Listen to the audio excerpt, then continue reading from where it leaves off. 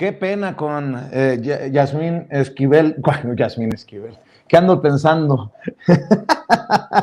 Para que vean que el día de hoy ha sido bastante ocupado en esta jornada. Yasmín Ugalde, miembro del Instituto Nacional de Formación Política de Morena. Perdóname, Yasmín, que cuando no es una entrevista, cuando no es la cobertura ininterrumpida sobre el caso de García Luna, que es lo que nos va a ocupar el día de hoy en Cuarto Grado. Pero bueno, te doy la bienvenida y ofrezco una disculpa porque esta entrevista con Santiago Nieto, ex titular de la Unidad de Inteligencia Financiera, precisamente sobre el tema que nos ocupa en Cuarto Grado, nos ha hecho retrasar todo. Te mando un abrazo, Yasmín Ugalde, ¿cómo estás?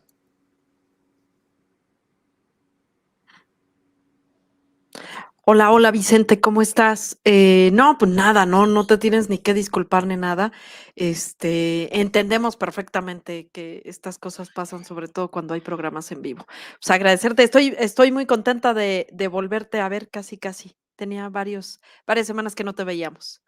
Oh, qué gusto de volverte a ver, como decía, creo que Así Rigo es. Tobar. Mi querida Yasmín, tenemos una invitada especial esta noche. Sé que andamos contra el reloj, pero le quiero agradecer a la querida, admirada, respetada Guadalupe Correa, investigadora, escritora y una persona que es indispensable para el análisis de casos como el que hoy nos ocupa, profesora universitaria. Querida Guadalupe, gracias por tu paciencia y también para ti una disculpa. ¿Cómo te va?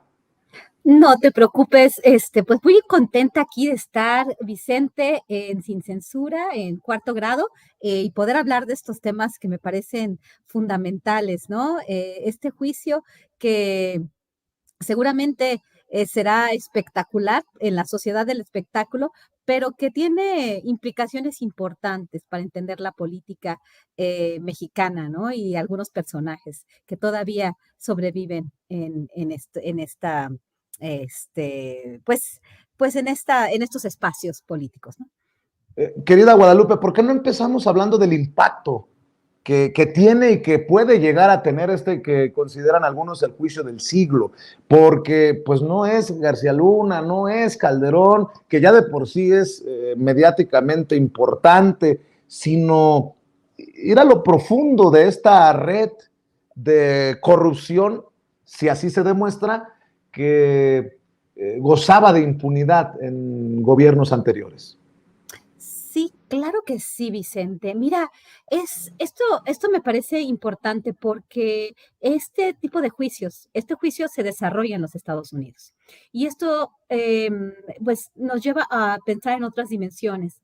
El Departamento de Justicia, las autoridades estadounidenses, cuando se organizan este tipo de juicios, hay un acusado, ¿no? Y cuando hablamos de cuestiones de narcotráfico, casi siempre este acusado es un político, un narco, pues latinoamericano, mexicano, colombiano, y las implicaciones con relación a lo que supuestamente esto tiene que ver el combate al narcotráfico, pues nunca llega a término, ¿no? Y aquí, pareciera ser que es como pues una serie de Netflix, ¿no? Una serie como la del Chapo. ¿Por qué? Porque hay dos personajes, el Chapo, Genaro García Luna, con todas las implicaciones, porque sí, son importantes, ¿no? Estamos hablando del hombre fuerte de la seguridad en el sexenio del presidente que declaró la guerra contra las drogas y con esta estrategia no convencional de combate al narcotráfico, operada mano a mano con los Estados Unidos, realmente para ellos fue un momento espectacular porque dejaron a las agencias estadounidenses operar hasta la cocina y pues de la mano y además con recursos que no se dieron directamente porque ellos siempre pues desconfían de los mexicanos, los consideran narcos y corruptos. Este juicio va a abonar a esa narrativa y ellos siempre son los que pues no saben, pero luego lo saben y entonces hacen justicia, ¿no? El Estado de Derecho, un país de leyes, que no necesariamente es así. ¿Por qué? Porque Genaro García Luna, cuando termina el sexenio, se va a los Estados Unidos, hace una maestría, crea una compañía consultora, se sigue rodeando de estos personajes que lo felicitaron, con quien colaboraron, él les operó al 100% la estrategia Kingpin, que es la estrategia de la DEA. Él trabajó con sus contrapartes, con la DEA y con el FBI, y colaboró con autoridades de primer nivel, porque él era el hombre fuerte del sexenio de Felipe Calderón Hinojosa, y además de todo era el hombre más poderoso de la seguridad en un sexenio que el presidente se había presentado después antes de un proceso muy, muy controvertido electoral, de un proceso electoral, pues que muchos dudamos de que él que llegó a la presidencia, ¿no? Pero bueno, fue ayudado, obviamente, fue avalado por los Estados Unidos, por otros países del primer mundo y además, obviamente, por el Partido Revolucionario Institucional. Le hicieron camino para que pudiera llegar a la presidencia, declara una guerra contra las drogas que baña de sangre al país, lo opera con los estadounidenses y el hombre fuerte termina en la cárcel por supuestos vínculos con los narcotraficantes que él pretendía eliminar, ¿no? El super policía, el top cop, que no se creía policía, después quiso lavar su imagen, se presenta como consultor, como un hombre de inteligencia, como un académico de la seguridad y termina en prisión. En estos 3 años, en estos años que él ha estado en prisión desde finales del 2019, no sabemos qué ha pasado, pero sí entendemos que como lo hace el Departamento de Justicia, las autoridades estadounidenses en estos casos, lo que les interesa es ir por otro capo, reclutar testigos cooperantes o testigos protegidos y seguir con este círculo que nunca termina. Realmente nunca se detienen las drogas que llegan a los Estados Unidos, nunca se hace justicia verdaderamente y esto es un círculo de nunca acabar. Se arrestan capos, se gastan recursos billonarios, porque desde la creación de la DEA son billones de dólares en las operaciones de la DEA, pero en la colaboración antinarcóticos todavía es mucho más dinero y pues realmente las drogas siempre llegan. Una estrategia fallida donde en el banquillo de los acusados están narcos y autoridades corruptas mexicanos que fortalecen una narrativa para dar la impresión de que México no puede solo. Y esto es muy problemático. Uh-huh. Definitivamente, Yasmín Ugalde, de hecho el presidente Andrés Manuel López Obrador ha tomado este caso como el ejemplo de lo que no puede volver a cruzar México, ¿no? Con políticos, funcionarios, servidores corruptos y dice el presidente, es importante analizarlo y revisarlo cuantas veces sea necesario para la no repetición.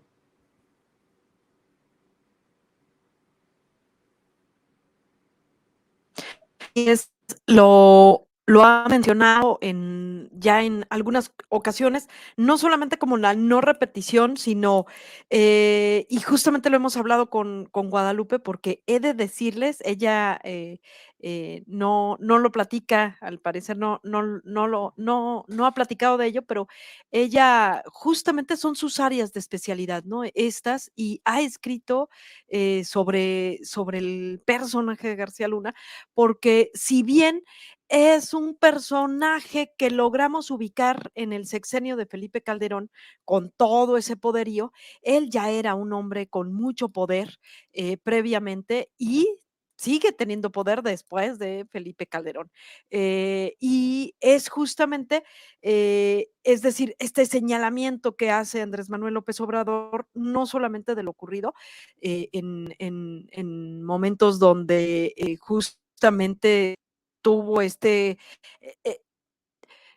tuvo como mucho más personalidad, pues, ¿no? Donde logramos conocer a García Luna, sino que también Andrés Manuel López Obrador ha señalado que este juicio, pues, es inédito.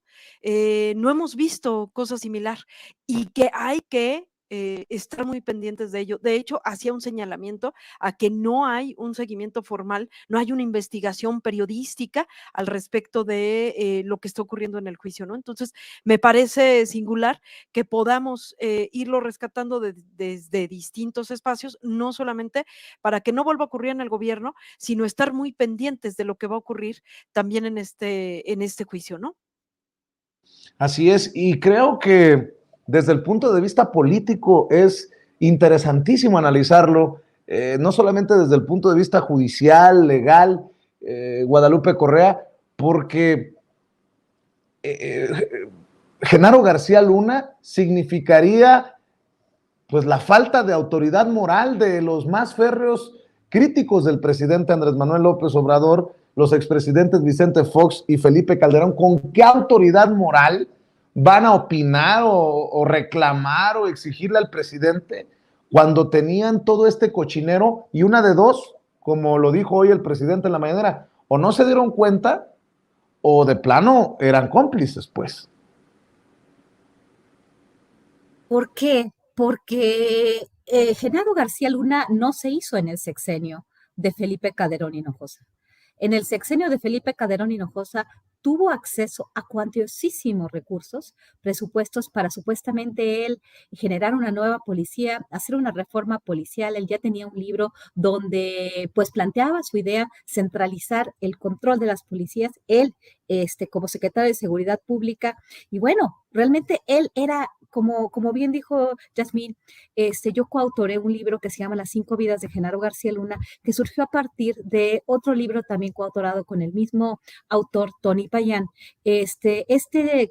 Tenemos nosotros muy diferentes perspectivas sobre la política, tenemos muy diferentes ideologías, pero surgió un libro en el cual los dos libros en el cual estuvimos de acuerdo. Este otro libro, La guerra improvisada, los años de Calderón y sus consecuencias, dio como resultado este libro por las conversaciones que tuvimos con el mismo Genaro García Luna.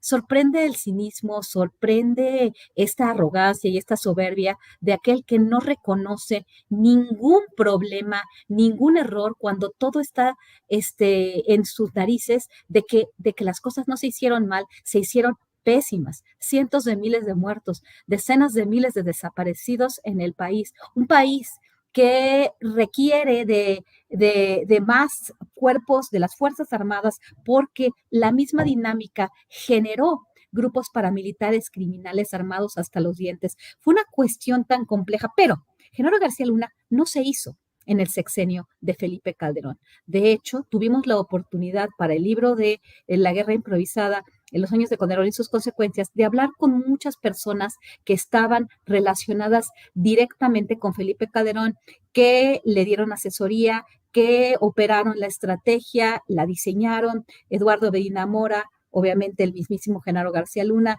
Guillermo Valdés, Alejandro Jope, todos esos críticos que ahora son los más férreos críticos, no solamente hablo de Vicente Fox, nos contaron, obviamente, de la trayectoria de Genaro García Luna y también varios críticos, como Tomás Ángeles de Aguajare, quien supuestamente, ya lo dijo en los medios, había denunciado y había llegado con el presidente en ese momento, Felipe Calderón, para informarle de lo que había sucedido con sus vínculos con el narcotráfico.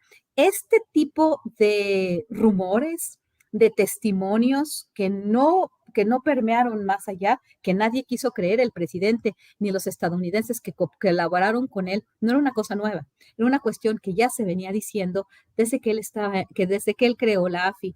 Este señor entendía perfectamente la vinculación del narcotráfico con la Policía Judicial Federal. Esto nos platicó a nosotros, ¿no? Él decía, bueno, es que eran los narcos, ¿no? Los militares en la Policía Judicial Federal, nos habló de cómo se formaron los Zetas, nos habló de la Policía Federal de Caminos, de la corrupción tan importante, de los vínculos de algunos militares dentro de la policía, porque habían militares dentro de la Policía Judicial Federal, y habló de los Zetas, ¿no? Él tenía mucho conocimiento de esto, y resulta ser, porque no cualquiera termina en una prisión de máxima seguridad en los Estados Unidos y preparándose un juicio del siglo si no hay pruebas, si no hay ninguna prueba. Vamos a ver realmente si las pruebas se van a ventilar o si finalmente el señor decide de último minuto participar como testigo cooperante o quizás hasta testigo protegido, no sabemos qué es lo que se esté negociando en este momento o qué se haya negociado, si no se pudo negociar nada, el señor va a terminar refundido en la cárcel en un espacio entre cadena perpetua y 20 años. Pero pareciera ser que lo están empujando a que se declare culpable. No lo sabemos. Parece ser que el juicio va y que vamos a ver muchísima información. O quizás lo que vamos a ver es lo mismo de siempre. 2 personajes, 3, 4, o el círculo cercano de García Luna en el banquillo de los acusados, termina siendo procesados, borrón y cuenta nueva, y seguimos dándole al círculo de un capo tras otro capo. Las drogas siguen llegando a los Estados Unidos, México sigue poniendo los muertos, y este es un cuento de nunca acabar. ¿Cuántos capos no han sido extraditados a los Estados Unidos? ¿Cuántos juicios que han sido no del siglo, pero sí del año o del semestre o del sexenio se han dado en los Estados Unidos, y las cosas siguen igual? Y obviamente los cínicos como Vicente Fox, que obviamente le encomendó esta reformulación de la policía, la creación de la AFI a partir de estas agencias tan corruptas, y ahorita tienen el cinismo atroz de criticar una estrategia de seguridad, de criticar a otros cuando sus manos están manchadas de sangre y manchadas de corrupción. Así es. De hecho, hablaba con varios expertos como Guadalupe en esta cobertura que hemos hecho ya de varios días, querida Yasmín Ugalde, y hablaban de que si realmente quieren en las autoridades estadounidenses, vamos a ver salir nombres incluso tenemos esa posibilidad de ver nombres de personajes activos en la política, no en la 4T, pero activos en la política de golpeteo contra este gobierno que ha lanzado una dura campaña contra la corrupción, querida Yasmín. Justamente, pues, no es casualidad, ¿no? Hace un momento platicábamos Guadalupe y yo de las expectativas de este juicio y, pues, bueno, Guadalupe no tenía como muy buenas expectativas, dado que, si bien no hay como mucho precedente de juicios de este tamaño, pues, de personajes con tanto poder anteriormente, lo que sí hablábamos es que no había muy buenas expectativas. Lo que yo le decía era justamente que estamos viviendo tiempos totalmente diferentes, que estamos en un espacio nuevo que nos permitiría pensar que sí, que no vamos a tener solamente al malo de la película, ¿no? Y que solamente sea, pues que con eso se acaba, ¿no? O sea, es decir, que se enjuicie a García Luna y que ahí queda la cosa. Será necesario profundizar, saber nombres, saber redes, saber procesos, cómo se daban las cosas, ¿no? O sea, puede sonar un tanto morboso, pero más que morboso es parte de la justicia, ¿no? O sea, es decir, esa que se ha clamado desde hace mucho, sobre todo porque insistiría que el reflector está puesto en Genaro García Luna en tiempos de Fecal. Y cuando hablamos de Felipe Calderón, hablamos del juvenicidio, hablamos de muertos, hablamos de sangre y queremos justicia. Y en ese sentido es que queremos pues nombres, queremos saber cómo eran las prácticas y queremos erradicar las prácticas. No queremos solamente que García Luna esté enjuiciado y que esté sentenciado, sino queremos erradicar la práctica y los intereses de esa mafia que han tenido procesos que han lastimado terriblemente a nuestro país. Y antes de que te vayas, Guadalupe, para que cerremos contigo, porque sé que tienes que correr a otros compromisos. Hoy el presidente Andrés Manuel López Obrador recomendó un artículo, un reportaje del New York Times y habla de fotografías que muestran en este reportaje. Y una de las fotografías es donde está García Luna con Hillary Clinton. Eso sí, vayamos descartándolo, ¿no? Que veamos en esta corte, en este juicio, los nombres de altos mandatarios y de funcionarios del gobierno de Estados Unidos. Algo que también hubiéramos esperado muchos, porque García Luna no pudo haberse convertido en el monstruo sin los alcahuetes del lado estadounidense en tiempos en que Barack Obama era el presidente, en que el hoy presidente Joe Biden era vicepresidente y en los que la señora Hillary Clinton, la esposa de Bill Clinton, era la secretaria de Estado. Todos en tiempos de Rápido y Furioso y cuando literalmente García Luna entraba y salía de Estados Unidos como Juan por su casa para reunirse con el FBI y la DEA. Totalmente, totalmente, Vicente. Esto es una cuestión que nos hemos hecho por tanto tiempo, durante todos estos años que Genaro García Luna fue arrestado en la ciudad de Dallas, Texas, porque él, como había mencionado, ¿no? Él tenía había creado una compañía consultora con una residencia en los Estados Unidos, le dieron una green card. En este sentido, pues nos investigan, que no tengamos antecedentes criminales para poder avanzar en el proceso. Él llevaba un proceso también avanzado para lograr su naturalización. Él se había relacionado con muchos personajes, no solamente burócratas, sino también políticos y congresistas estadounidenses. Y esto es bien interesante, cómo los fiscales no quieren que la defensa presente las cartas, los reconocimientos, las fotos como una parte de la defensa. Y esto pues ya a mí me llama la atención. Por ejemplo, la cobertura también de medios como New York Times o la publicación de Vice News, que han cubierto estos casos de forma muy, muy cercana, ¿no? También siempre de Washington Post, pero en particular este tipo de juicios, el New York Times, Alan Ferrer y Keegan Hamilton de Vice News, que han estado cubriendo momento a momento, que tienen la información cuando sale, ¿no? O cuando se filtra a los medios. Es muy interesante cómo ellos jamás hablan de las autoridades estadounidenses, sino que siempre hablan de la permisividad, del contubernio con los mexicanos, pero ¿qué pasa con aquellos extranjeros estadounidenses que estuvieron muy felices trabajando con Genaro García Luna 6 años, que le otorgaron reconocimientos, que le abrieron las puertas a los Estados Unidos, que le permitieron formar una compañía consultora? Él mismo nos dijo a nosotros cuando hicimos el libro, cuando lo entrevistamos, que eran sus amigos. Él tenía muchas cosas malas que hablar de todo el mundo. Hablaba mal de periodistas, de activistas, del mismo Felipe Calderón. Dijo ahí algunos, les recomiendo leer el libro de las 5 vidas de Genaro García Luna, porque tiene pasajes muy interesantes que tienen que ver con lo que él mismo decía de las otras personas, lo mal que hablaba de todos, pero de los estadounidenses no hablaba mal. La de los estadounidenses los trataba como amigos. Hablaba de John Philly, claro, la embajada estadounidense, mi amigo, un tipazo. Solamente tenía buenos adjetivos para ellos, ¿no? Entonces me llama la atención cómo de pronto ellos no sabían y de pronto, híjoles, trabajé 6 años, colaboré de forma tan cercana, le di una green card a un narcotraficante, a una persona que protegió narcotraficantes y además de todo, porque lejos de un narcotraficante se dedica al narcotráfico, pero él supuestamente se dedicaba a perseguir narcotraficantes. Y entonces solamente perseguía a unos y recibía dinero para no perseguir a otros. Eso es gravísimo. Y los estadounidenses no sabían y aprovecharon de todo el acceso a información, de la cooperación sin cuestión que operó Genaro García Luna.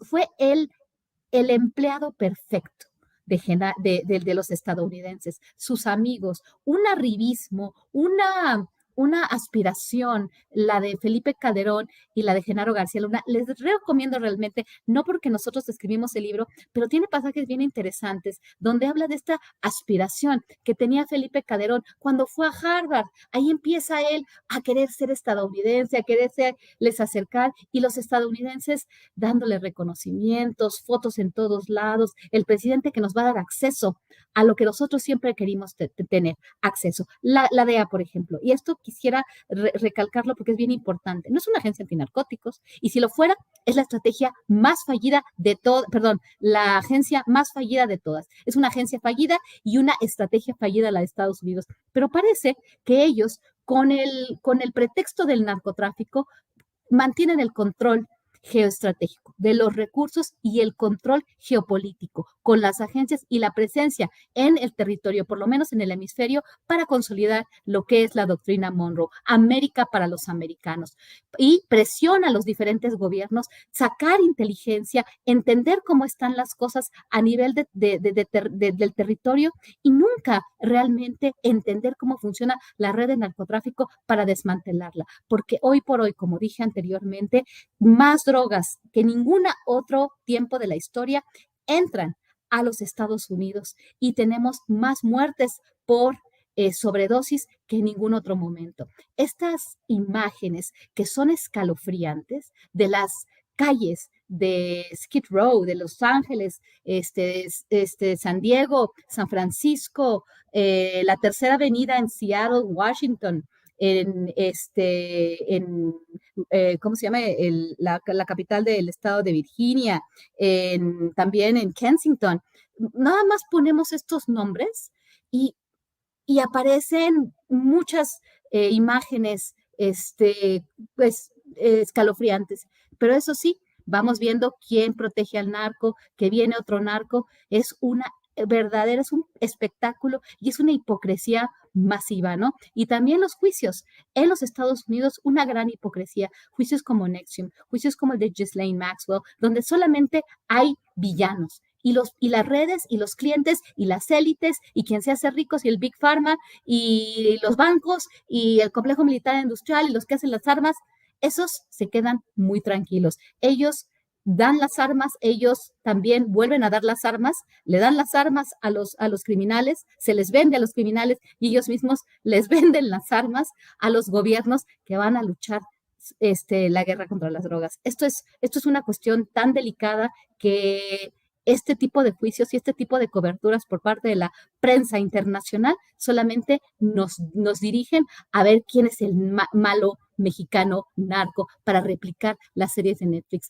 La serie del Chapo de Netflix nos dice perfectamente, como si fuera una bola de cristal, qué era lo que iba a pasar, pero la realidad supera la ficción y esperemos que sí, como dice Yasmín, estos momentos, estamos viviendo un momento distinto. Sin embargo, recordemos, este juicio no se hace en México. Este juicio se hace en los Estados Unidos y hay un modus operandi, independientemente de que sean republicanos o que sean demócratas. Recordemos, a Genaro García Luna lo detuvieron en la era de Trump, a General Cienfuegos lo detuvieron en la era de Trump y el juez y las personalidades, la cobertura, los medios, los reporteros y sus fixers en México, pues son los mismos, ¿no? Creo que no se pierde la dinámica porque es un gobierno o es el otro. Pero eso sí, cuando estaba Trump, tenía algunos cercanos en el gobierno. Estamos hablando de una administración demócrata, estamos hablando de personajes que, bueno, el vicepresidente en ese tiempo ahora es el presidente de los Estados Unidos, ¿no? Entonces, muy probablemente por eso los fiscales no quieren y los medios estadounidenses, que sabemos que son los grandes voceros del poder, no quieren que la defensa utilice ese tipo de pruebas, no quieren moverle por ahí, por ese lado de la narrativa, y bueno, y seguiremos siempre los mexicanos siendo los que somos narcos, somos corruptos, y esa narrativa se sigue infiltrando en la mente de muchos estadounidenses. Billy O'Reilly estaba hablando para Fox News, la forma tan arrogante, tan ignorante de ese señor, hablando de que los mexicanos somos casi totalmente, no podemos resolver nuestros propios problemas de seguridad y que los estadounidenses tienen que mandarnos drones para deshacerse de los carteles de la droga sin considerar la masacre que pudiera desatarse. Y así como decía Billy O'Reilly, con todo este tipo de sentimientos negativos, de prejuicios, de ignorancia, así muchos en los Estados Unidos, no digo todos obviamente, piensan y apoyan políticas de intervención, políticas de destrucción, políticas que no atacan el narcotráfico de raíz. No es una cuestión de la oferta de drogas, sino de la demanda. Atacar este flagelo a través de programas de salud pública, pero le sale muy caro. Mejor que la gente se muera de drogadicción y nosotros vamos contra los capos y sigan las drogas entrando y distribuyéndose de forma casi perfecta en la Unión Americana. Guadalupe, Las 5 vidas de Genaro García Luna es el libro. ¿Dónde lo puede conseguir la audiencia de Sin Censura para cerrar? Y obviamente que nos digas cómo encontrar tus redes, porque sé que mucho has de estar opinando en redes sociales en estos días de juicio contra el ex superpolicía de Felipe Calderón. Muchas gracias, Vicente. Muchas gracias por la invitación. Siempre un placer estar en este programa.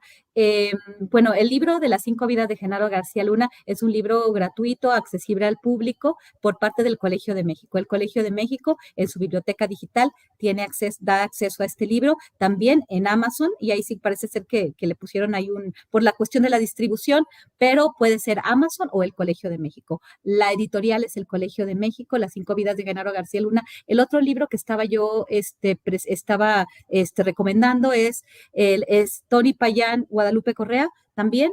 La guerra improvisada, los años de Calderón y sus consecuencias. Este es un libro que también fue del año 2021, Editorial Océano, y ese lo pueden encontrar en muchas librerías y lo pueden pedir obviamente en Amazon, en Gandhi.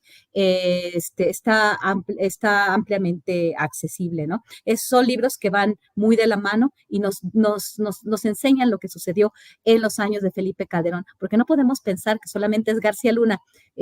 Hay toda una estrategia y el jefe de García Luna era Felipe Calderón. Y bueno, mis redes sociales, yo solamente tengo Twitter, es @GCorreaCabrera, todo junto, y ahí pues me pueden seguir y pueden conversar conmigo, y ahí es donde también estoy subiendo pues algunos artículos que escribo, y por ahí nos podemos encontrar. Muchísimas gracias, Vicente, muchísimas gracias, Yasmín, fue un placer estar con ustedes el día de hoy hablando de este tema, y bueno, la verdad, gracias siempre por la oportunidad de estos espacios con una visión crítica, y muchas gracias, de verdad que tengan muy, muy buena noche. Igualmente para ti, Guadalupe, gracias por las aportaciones al Instituto Nacional de Formación Política de Morena. Gracias por aceptar la invitación para estar en este cuarto grado en Sin Censura. Que pases excelente noche y nos vemos pronto. Que claro así que sea. Sí. Te mando un abrazo, Guadalupe Correa. Muchas gracias. Cuídate. Yasmín Ugalde, pues vamos a cerrar con las reflexiones desde tu trinchera para la gente que nos está viendo y escuchando después de oír cátedra con Guadalupe Correa. Pues justamente eso, ¿no? Yo creo que cerraría pensando en que es el gran juicio, pues, ¿no? El momento que estamos viviendo es único, es inédito y amerita, nos exige, pues, documentarnos un poco más para comprender a detalle y a profundidad el tema, justamente para la no repetición, justamente para hacer justicia a ese gran momento de nuestro país donde sufrió muchísimo, pues, y me refiero al momento de Felipe Calderón, ¿no? Hace rato decía Guadalupe y decía, bueno, que en esta serie de pláticas que tuvieron oportunidad con García Luna, pues hablaba mal de todos, hablaba mal hasta de Felipe Calderón, y yo digo, pues, ¿cómo no, verdad? Es tentador. ¿Qué otra cosa se podría hablar de ese personaje?